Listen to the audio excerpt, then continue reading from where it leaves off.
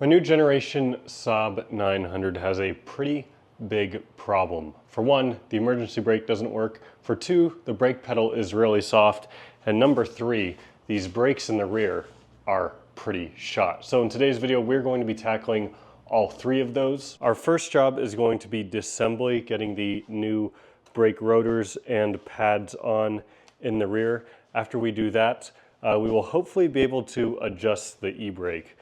Because it just doesn't work. Whether it's up or down, doesn't catch, the car will just roll. So that's a pretty big problem. I'm hoping the cable just needs adjustment.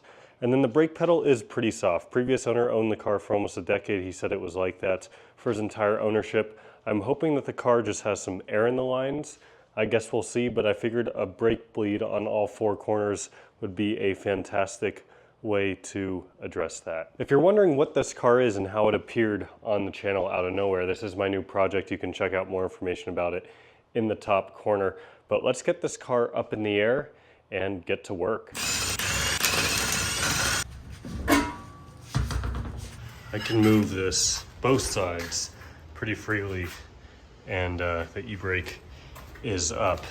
Also, you can see these rotors are incredibly old. They have a really severe lip on them here. You can see they're grooved pretty bad as well. So I figured it'd be best just to replace them if we're gonna be messing with the e-brake anyways. Start by removing the old pads here. The way I'm going to do that is to punch out these little pins and then the retaining clip here.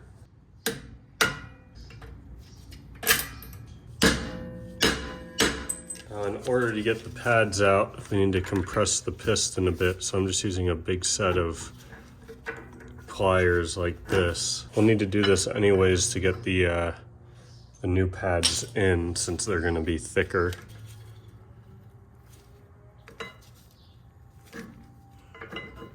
So there are two 19mm bolts on the back here that hold the caliper to the hub. Let's remove those next. Using a breaker bar. There we go. The impact won't fit back in there. One thing I will say is I actually, first time doing rear brakes on a car with this kind of setup. So I did have to do a lot of research beforehand. I did actually do the other side already, and I think it turned out okay, but I think we're gonna have to do some extra adjustment on the e-brake because I'm still having issues with that. But first things first, let's replace these components. All right, and there's our caliper free. Now you will notice there is, importantly, it's almost like a little dust shield bracket back here that also has the e-brake cable or spring hooked to it. So you'll want to make sure to pay attention to that on the reinstallation. You should be putting something to support the weight of the caliper. I'll do that here in a minute. Not too worried about it. It's not that heavy of a caliper. Oh, and that's always a relief when these set screws break loose. Now on a normal car, be able to just slide the rotor right off, and it actually looks like I'm able to do that here as well. Yeah, there we go. Typically, how this setup works, and it's kind of unique, and I'm gonna be honest, I really don't like it. I think just a standard emergency brake integrated in the caliper is infinitely better than this. But essentially how this works is, and why the rotors are shaped so weird, is that you obviously have your caliper rotor right here that when this car's spinning, you use that to slow the car down. But then on the inside here, there's actually a second kind of rotor slash drum. And these right here are the pads for the emergency brake. It's kind of a drum brake setup that as you pull the e-brake, these expand out and grab the inside of the rotor here to lock the wheel. So I struggled with this for, I'm gonna be honest, at least 3 hours on the other side trying to figure out how to get the tension set right. So we'll go over that here. I think my problem lies elsewhere outside of a simple adjustment, but if you cannot get this off, what you need to do is line up this little access hole right here and look straight through there. You got to get it at about 6 o'clock, and you'll see, if you shine a flashlight in there, and you can see it a lot better now, there's this little spring. And I'll give you a better shot of it because we already have it out. But essentially you need to wind that either up or down depending on the side. And as you wind that up or down, it either expands or contracts these shoes and allows the rotor to slip off a bit easier. So typically this is how people adjust the e-brake, is by doing this adjustment. Like I said, I messed with it for a lot of time. On the other side, it didn't quite work. So I'm thinking we're gonna have to do something elsewhere. But for now, this is really, really disgusting. So I'm gonna go at this with a wire brush and a lot of other stuff, just get all this old brake dust and corrosion, everything cleaned up, and then we'll be good to start installing the new parts. Got this cleaned up the best I can. So I'm gonna start by installing the rotor. The new rotors didn't come with a new set screw, so we'll just use the old one. It's fine, it's not stripped or anything. So again, the way that I have seen this is supposed to work, and I've gotten mixed signals from different people, but the majority of what I've seen essentially says that you should be able to spin this at least 1 to 2 times by hand when the emergency brake is off. Then you should be able to pull the emergency brake up 3 to 4 clicks, and it should lock the wheels. So like I said, I couldn't get that to work on the other side. I'm really thinking the cable is going to be the issue, meaning the cable going from the emergency brake to the handle to the brakes in the back. So what we're going to do is kind of get it set to where it should be with it off, which essentially means we should be able to twist it once or twice. As you can see right now with the emergency brake off, we can't do that. So we need to loosen this a bit in order to do that. So again, the way we're gonna do that, I'm gonna position this access hole here, and then with my flathead screwdriver, I'm gonna stick this in here and just kind of flick the little gear around till this starts to loosen up a little bit. There you go, look at that, wow. So now it's too loose. My thought personally is that in theory there should be no resistance on it if the e-brake is off, because why would you want the car to be spinning as you're driving 80 miles an hour down the freeway with resistance on the brake rotor with the e-brake off? But apparently there's supposed to be just a little bit of resistance, so that's what we're gonna do. But I over loosened it, so now we need to tighten it. One thing I did on the other side to help me count the rotations is I just put this in. There's 1, almost 2. There's just about 2. I think that's pretty dang good. This one a lot smoother than the other side. So in theory now, if I go pull the e-brake up 3 to 4 clicks, it should lock this. So let's check. Oh my gosh, guys. Okay, you have no idea how excited I am for this, because you did not see the pain and agony I went through both last night and this morning trying to get the other side to work. But dude, I think we might have just fixed our e-brake. So we're gonna release the e-brake now, and we can begin installing our caliper again. Very easy. But before we do that, I'm going to make sure our rotor is cleaned off. I'm just gonna use some simple green and paper towels, especially making sure that the back side is cleaned off, because that's what you can't see. So the problem I was having on the other side is the same problem I'm now having on this side too, where you can see I released the e-brake, but it's hard to spin.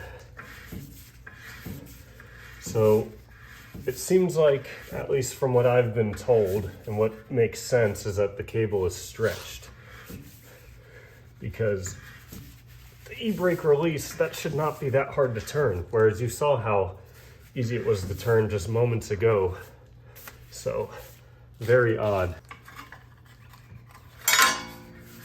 See, look, and I just messed around with the cable, and now we're free again.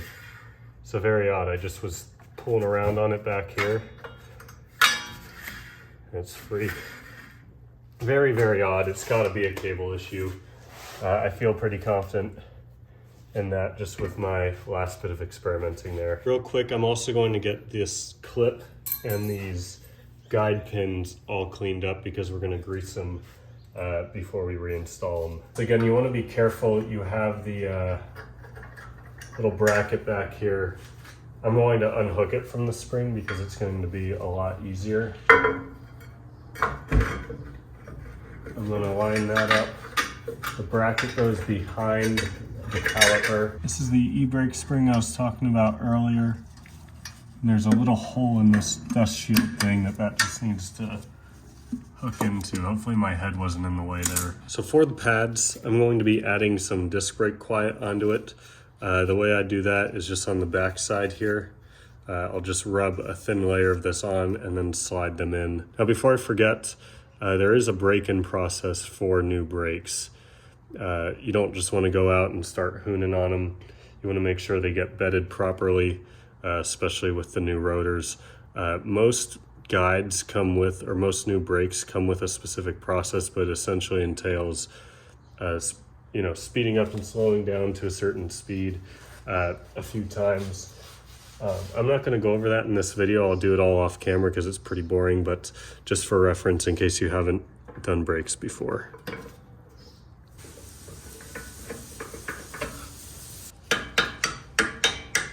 And then for the guide pins, I have some synthetic grease, so I'll just put a thin layer of this on each of the pins.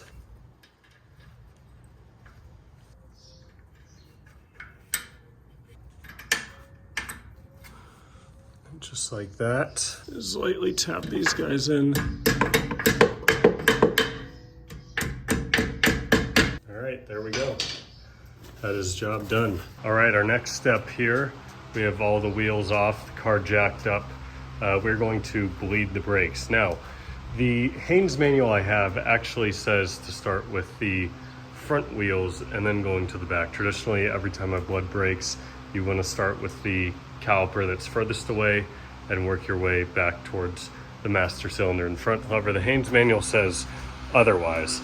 So what I have here is I've been trying to use this vacuum bleeder, but no matter what I do, you can see I've taken out probably at least 12 ounces of fluid.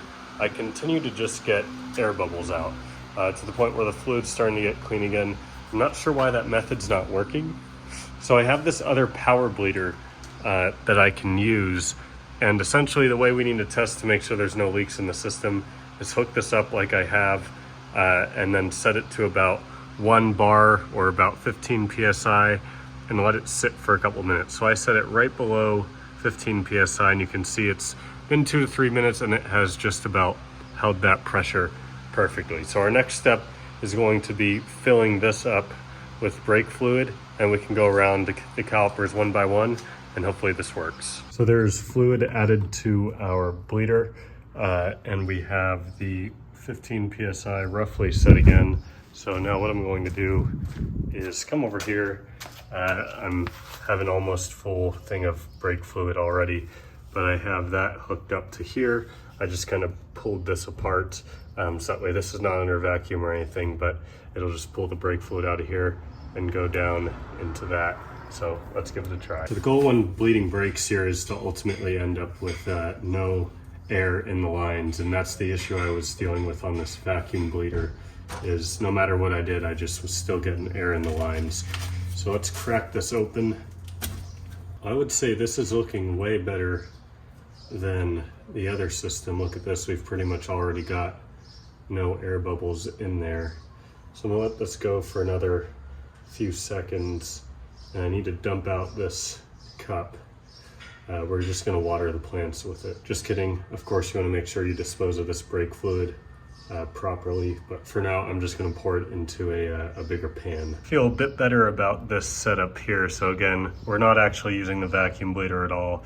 It's just the best method I have to drain into the line here, but you can see still got just about 1 bar 15 PSI on here, so we want to be checking this after we do every caliper. This one I think shouldn't take very long because it's so close, but let's see.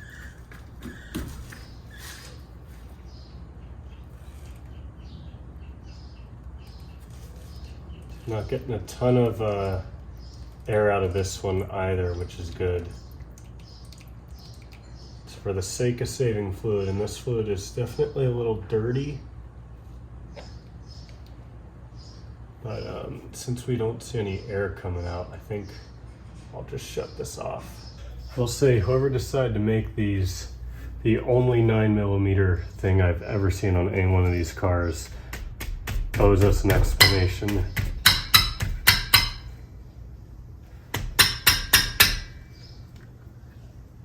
That did not want to go. But you can see this fluid. This one's pretty nasty. Just a couple of tiny little air bubbles.